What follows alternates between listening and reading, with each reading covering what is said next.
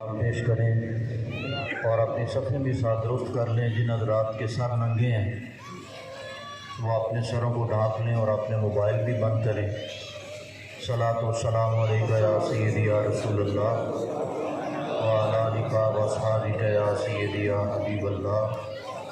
صلاۃ و سلام علیکہ یا سیدی یا رسول اللہ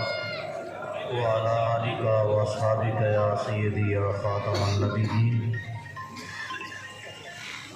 الحمد للہ رب العالمین والعاقبۃ للمتقین۔ واجب الاحترام ذمہ داران، عہدیداران، کارکنان تحریک لبیک یا رسول اللہ صلی اللہ تعالیٰ علیہ وآلہ وسلم، اور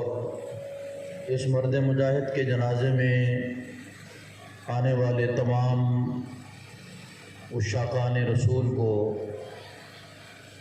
ہم خراج تحسین بھی پیش کرتے ہیں اور آپ کا شکریہ ادا کرتے ہیں کہ آپ ہمارے غم کے اندر شریک ہوئے۔ ہر ایک نے دنیا سے جانا ہے، لیکن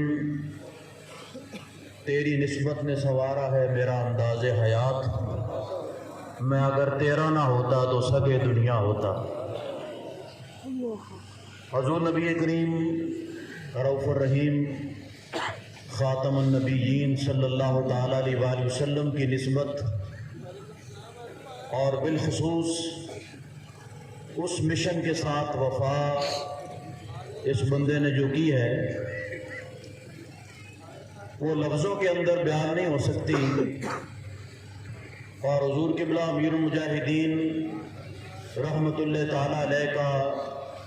فیضان جو اسے نصیب ہوا، میں اللہ کی بارگاہ میں دعا کرتا ہوں کہ اللہ تعالیٰ ہم سب کو اخلاص کی دولت عطا فرمائے۔ کام تو سارے کرتے ہیں اور کرتے رہیں گے انشاءاللہ تعالیٰ، لیکن تھوڑے سے عرصے کے اندر ملک ثاقب نواز صاحب نے پی 29 کے اندر امیر ہونے کی حیثیت سے جو کام کیا، ابھی پرسوں دربار شریف میٹنگ تھی اور سارے یوسیس کے حضرات وہاں موجود تھے۔ الحمدللہ انہوں نے بہت خوبصورت انداز سے وہاں بھی گفتگو فرمائی، لیکن یہ بات یاد رکھیں، جانے والے لوگ دنیا سے چلے جاتے ہیں اور ان کی یادیں جو ہیں وہ باقی رہ جاتی ہیں۔ ابھی ان کے والد گرامی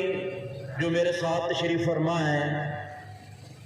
میں کافی دیر سے یہاں آیا ہوں، تقریباً 3 بجے کے بعد میں حاضر ہو گیا تھا۔ رات کو بھی ہم اس ہاسپٹل میں ان کے ساتھ تھے، میں اور شفیق صاحب اور باقی حضرات۔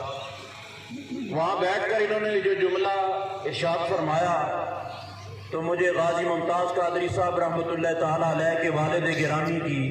وہ بات یاد آ گئی، اور انہوں نے فرمایا کہ میرا ایک بیٹا غازی ممتاز قادری، اس نے جان ناموس رسالت کے لیے قربان کی ہے، اور میرے باقی بیٹے بھی حاضر ہیں، اور چھوٹا جو پوتا ہے محمد علی وہ بھی حاضر ہے۔ اور میں سمجھتا ہوں کہ اتنی بات کہہ دینا، اور یہ بزرگ حالانکہ حضرات گرامی جوان بیٹوں کی لاشیں بڑی بھاری ہوتی ہیں، اٹھا تو لیتے ہیں، لیکن وہ بڑا باپ کہ جس کی میت کو بیٹے نے کندھا دینا تھا، آج بوڑھا باپ جو ہے وہ اپنے جوان بیٹے کی میت کو جو کندھا دے کے یہاں آئے، تو آپ سوچیں کہ ان کے دل کی کیفیت کیا ہوگی۔ لیکن میں ان کو خراج تحسین پیش کرتا ہوں کہ انہوں نے کہا جی مجھے کوئی دکھ نہیں ہے کہ جس مشن کے لیے وہ گیا ہے، اور یہ ان کی زبان کی اپنی لفظ ہیں جو وہاں بیٹھے تھے، میں اس وقت کا یہ بات سوچ رہا تھا، یہ دیکھیں یہی جذبات دین کے لیے صحابہ کرام رضوان اللہ تعالیٰ علیہ مجمعین کے، اور آگے جو انہوں نے اپنی اولادوں کو بھی قربان کیا اور اپنا جان، مال، تن، من، دھن، ہر چیز پیارے آقا صلی اللہ تعالیٰ علیہ وسلم پہ قربان کی۔ ابھی تھوڑے دن پہلے نا ان کی اپنے ثاقب صاحب رحمۃ اللہ تعالیٰ علیہ کی پھوپھی صاحبہ کا انتقال ہوا، تو اسی دن ہم کاغذات جمع کرا کے تو مجھے اپنا مدر بیت صاحب جو ہمارے یہاں پی پی کے ناظمیان ہیں، کہا کہ فاتحہ پڑھتے چلے آئے، اور رستے کے اندر وہاں چوک پہ کھڑے ہو گئے، جیسے سنا کہ پیر صاحب آ رہے ہیں، عقیدت اور محبت کا یہ عالم تھا، کیونکہ وہ ہمارے سنگی بھی تھے۔ عقیدت اور محبت کا عالم یہ تھا کہ حضرات گرامی قمیض کوئی اور پہنی ہوئی ہے، سلوار کوئی اور پہنی ہوئی ہے، داغ لگے ہوئے ہیں اور ٹوپی بھی ٹیڑھی ہے۔ جیسے پتہ چلا کہ میں آ رہا ہوں، کافی دیر چوک میں کھڑے ہو کے انتظار کرتے رہے۔ شاید دنیا سے جانا تھا اور شاید ہمیں یہ غم اور یہ صدمہ اور یہ تکلیف دیکھنی تھی۔ بیٹھے کافی دیر بیٹھے رہے، فاتحہ پڑھی ان کی پھپھو جان کی، ابھی جمعے والے دن کی یہ بات ہے، شام کی۔ لیکن حضرات گرامی یہ بات یاد رکھیں، اقبال نے بہت کچھ لکھا ہے، بہت کچھ اقبال نے لکھا، اور بڑی کتابیں اس نے لکھی، بڑی تعلیم اس نے حاصل کی، بڑا علم پڑھا، لیکن آخر بات اسی جگہ پہ ختم کی کہ محمد سے وفات ہونے تو ہم تیرے ہیں، یہ جہاں چیز ہے کیا لوگ قلم تیرے ہیں۔ اور میں دیکھ رہا ہوں کہ بڑے بڑے علماء اور بڑے بڑے مذہبی سکالر جناب مولانا پروفیسر خالد حسین طاہر صاحب اور اس کے علاوہ بڑے بڑے علماء اور ذمہ داران پورے ڈویژن سے یہاں تشریف لائے، اللہ رب العزت آپ کو جزائے خیر عطا فرمائے۔ حضرات گرامی اصل کے اندر بات یہ ہے کہ جو اقبال نے بات کہی تھی نا، غازی علم دین شہید رحمت اللہ تعالیٰ علیہ کو دفن کرتے ہوئے جو کہا تھا کہ اسی گلیں کردے رہ گئے ترخانہ دا مڑا نمبر لے گئے۔ حضرات گرامی جس وقت یہ معاملہ چلا تھا نا غازی علم دین شہید رحمت اللہ تعالیٰ علیہ کا، اور جب راجپال نے وہ کتاب شائع کی، سارا واقعہ تو نہیں، لیکن میں ایک بات آپ حضرات کی خدمت کے اندر عرض کرنا چاہتا ہوں۔ حضرت خواجہ قمر الدین سیالوی رحمت اللہ تعالیٰ علیہ، یہ بات توجہ سے سماعت فرمائے سارے، خواجہ قمر الدین سیالوی رحمت اللہ تعالیٰ علیہ اپنے والد گرامی حضرت خواجہ خواجگان خواجہ ضیاء الدین رحمت اللہ علیہ کی بارگاہ کے اندر حاضر ہوئے، اور حاضروں کے عرض کی کہ اباجان لاہور کے اندر فلاں بندے نے یہ کام کیا ہے، اور اگر مجھے اجازت ہو تو جا کے اس کی گردن اتار دو۔ تو حضرت خواجہ ضیاء الدین رحمت اللہ تعالیٰ علیہ نے خواجہ قمر الدین سیالوی رحمت اللہ علیہ کو یہ فرمایا کہ بیٹا یہ ڈیوٹی کسی اور کی لگ گئی، یہ ڈیوٹی کسی اور کی لگ گئی ہے۔ پھر بعد میں پتہ چلا کہ غازی صاحب کی یہ ڈیوٹی لگی ہے، غازی علم دین شہید رحمت اللہ تعالیٰ علیہ کی۔ آپ دیکھیں کہ اس وقت بھی بڑے بڑے مشائخ نے اس بات کا دلی طور پہ اظہار کیا۔ خواجہ قمر الدین سیالوی رحمت اللہ علیہ کا تھوڑا مقام ہے، بہت بڑا مقام ہے، آستانہ بھی بہت بڑا ہے، لیکن والد صاحب نے فرمایا کہ بیٹا یہ ڈیوٹی کسی اور کی لگ گئی ہے، اور میں برملا طور پہ آپ دیکھیں حضرات گرامی کتنا بڑا جنازہ ہے، کتنا بڑا جنازہ ہے، اور یہ اس بات کا مطلب ہے کہ بیت ثبوت ہے کہ حضور قبلہ امیر مجاہدین رحمت اللہ تعالیٰ علیہ کی توجہ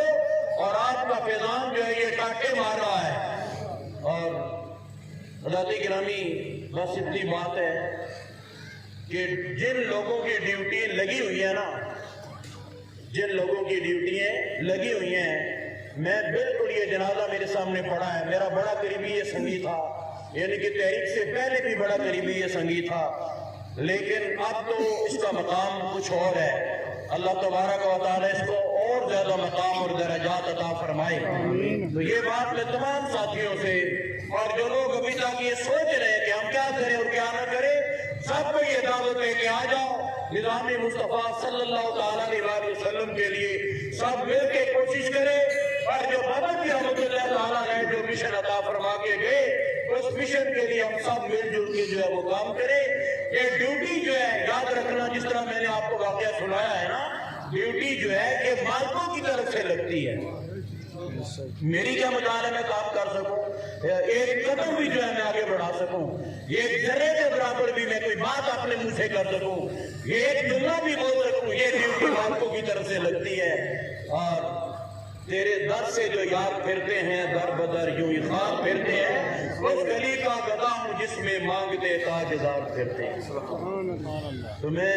اپنے تمام سنگیوں کو یہ بات عرض کروں گا، بار بار یہ عرض کروں گا کہ آپ لوگ محنت سے کام کرتے رہیں، دل کے اندر خوف نہیں رکھنا، اور بالکل ذرا سا بھی اپنے دل کے اندر یہ نہیں سوچنا کہ یہ واقعہ ہو گیا تو ہم کام کرنا چھوڑ دیں.